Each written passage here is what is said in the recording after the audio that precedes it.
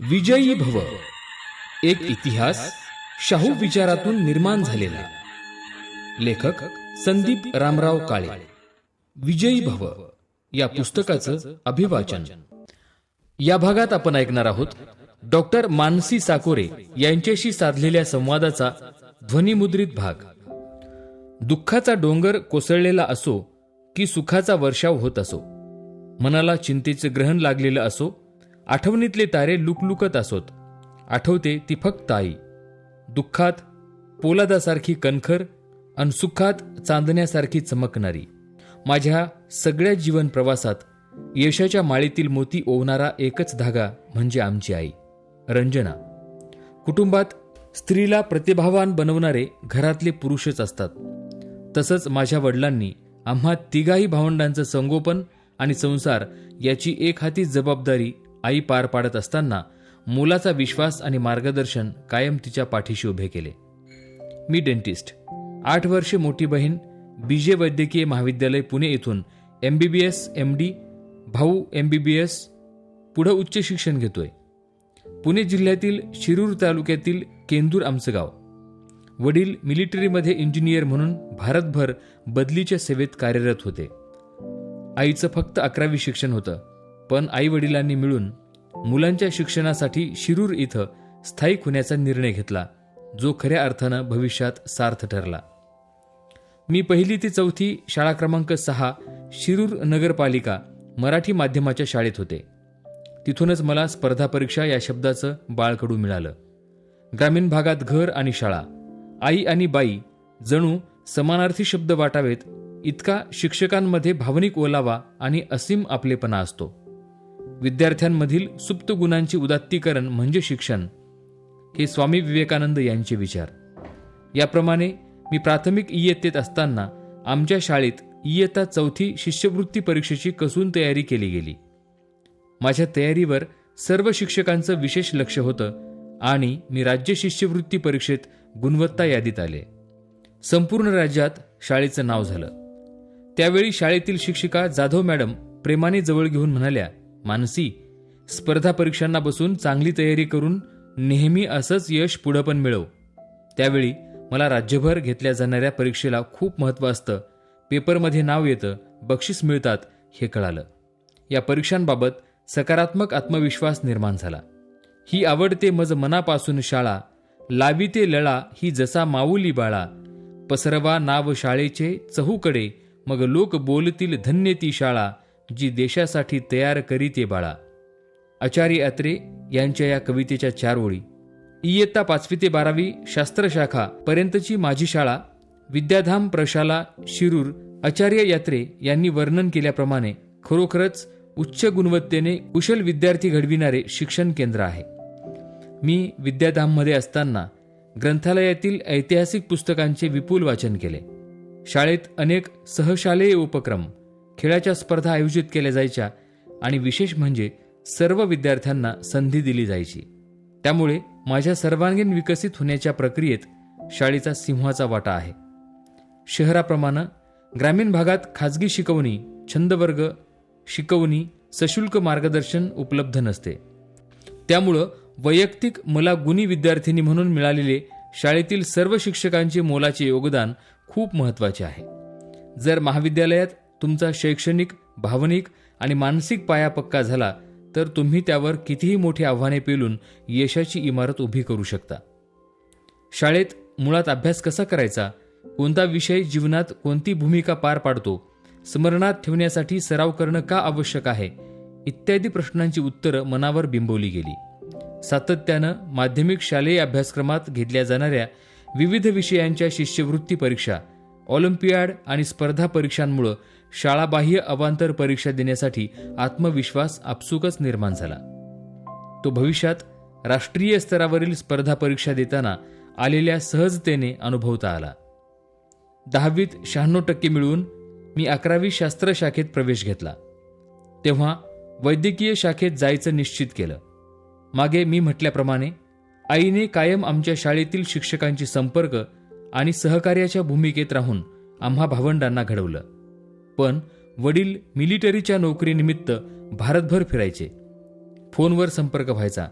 त्यावेळी पण ते आमच्या शैक्षणिक प्रगतीची चौकशी करून प्रेरणा द्यायचे. घार फिरे आकाशी तरी तिचे चित्त पिल्लापाशी, असे ते वडील होते. वडील सुट्टीत घरी यायचे. त्यावेळी ते माझ्यापेक्षा 8 वर्षांनी मोठी बहीण आहे तिच्याशी करिअरविषयी चर्चा करायचे. आम्ही पण ताईबरोबरच त्यांचं बोलणं ऐकायचो. वैद्यकीय शिक्षणाबद्दल वडिलांना नितांत आदर आहे. डॉक्टर हा समाजाची सेवा करतो आणि हा पेशा समाजात देववत समजला जातो. पप्पांचे स्वप्न होते की बहिणीला पुण्याच्या BJ वैद्यकीय महाविद्यालयात प्रवेश मिळावा आणि ती उत्तम डॉक्टर व्हावी. त्यासाठी ते तिला नेहमी मार्गदर्शन व प्रोत्साहन द्यायचे.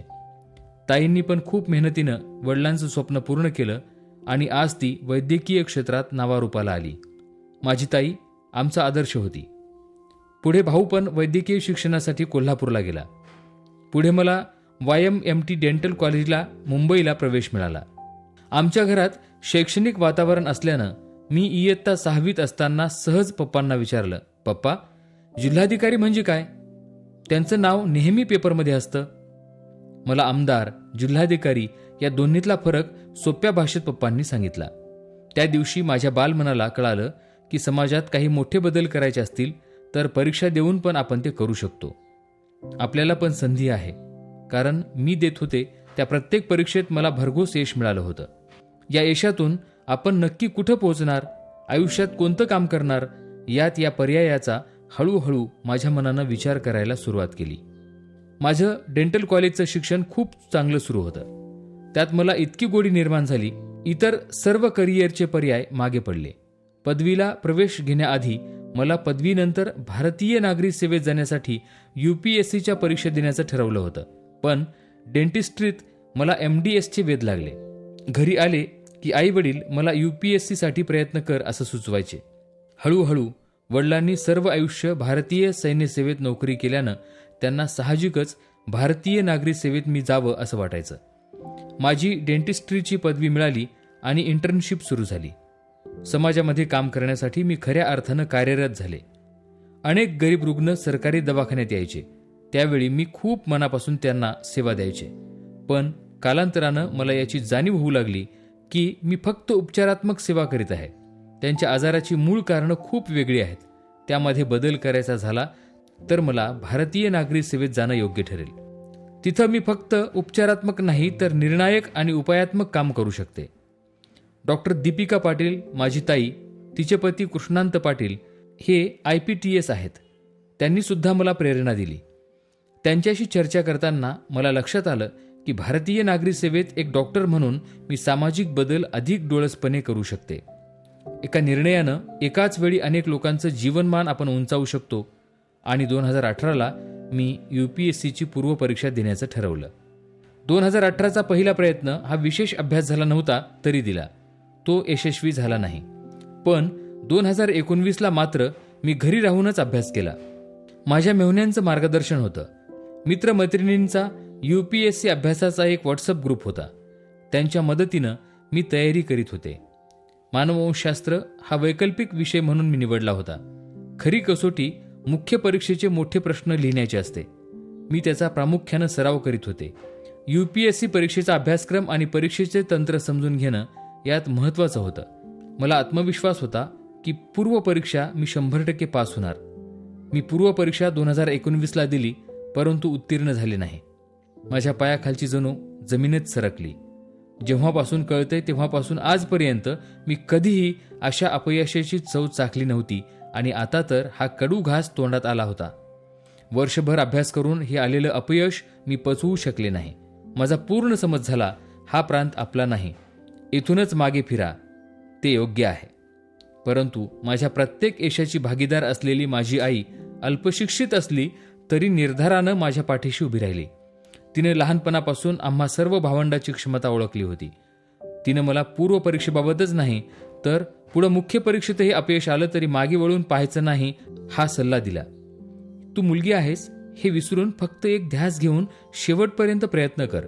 मी समाज काय म्हणेल, लग्नाचे वय वाढले तर हा विचार करीत नाही. तू पण करू नकोस, पण तुझी लायकी आहे ते तू बन. माझ्या माऊलीसमोर मी नतमस्तक झाले. मनोमन ठरवलं की आता माघार नाही.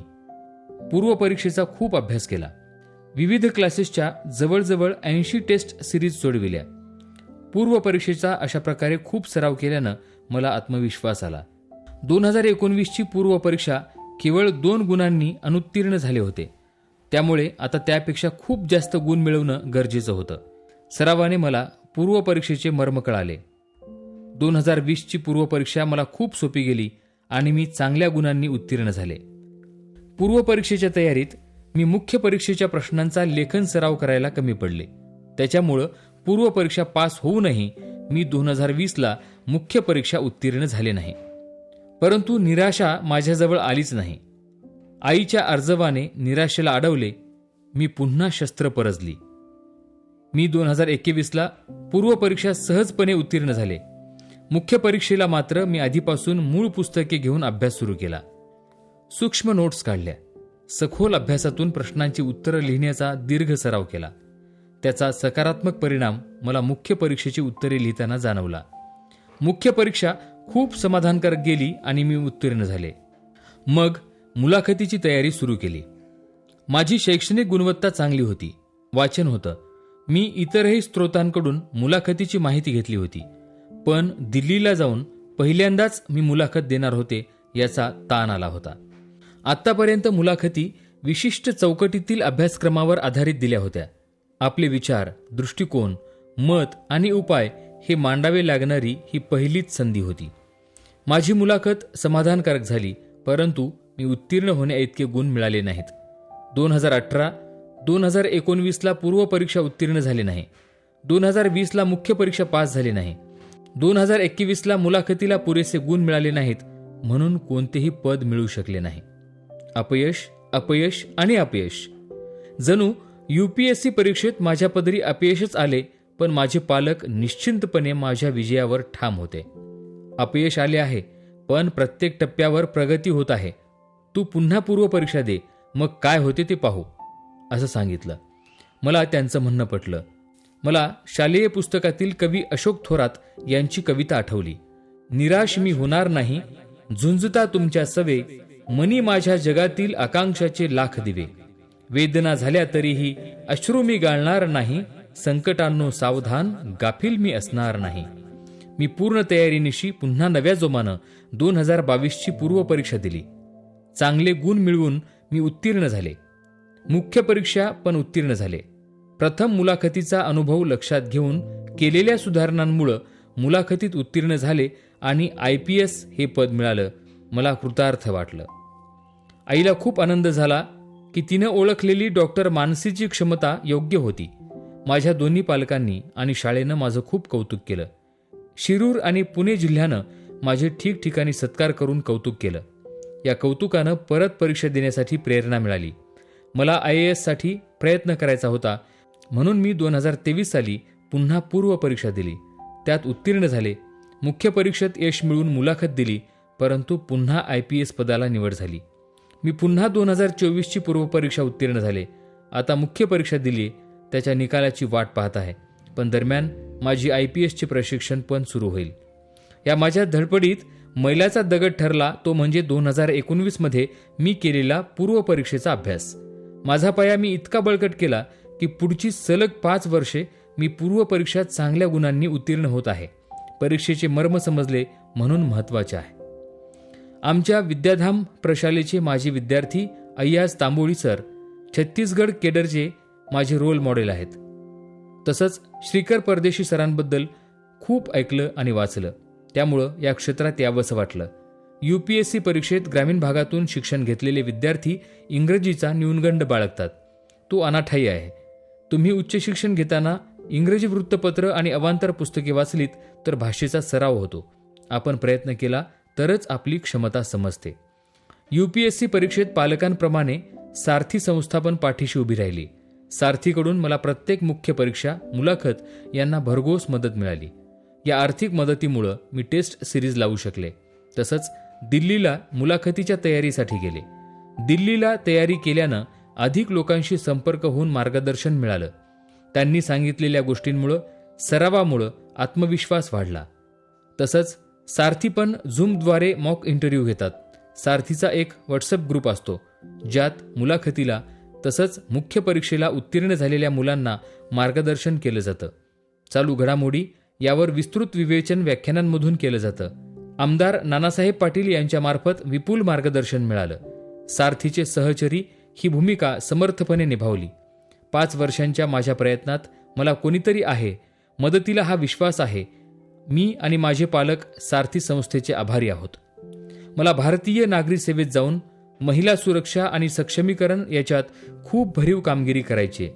त्यासाठी माझी आई माझा आदर्श आहे. कितीही संकटं आली तरी तिनं मला शिक्षण नाही, माझ्या घरी मला एकटीला मुले सांभाळावी लागतात अशी कोणतीही कारणं न देता तिने भगवद्गीतेत म्हणतात तसं प्रत्येक प्रश्न आपल्यासोबत उत्तरे घेऊन येतो असा मार्ग आई काढत होती. तसंच मला गरीब, अशिक्षित आणि मागास समाजात आत्मविश्वासाने जगण्याची जिद्द निर्माण करावयाची आहे. प्रत्येक UPSC देणाऱ्या विद्यार्थ्यानं आपला पाया पक्का करून परीक्षा द्यावी. तसंच निराश न होता अपयशाचे विश्लेषण करून पुन्हा प्रयत्न करावा. सर्वांना शुभेच्छा.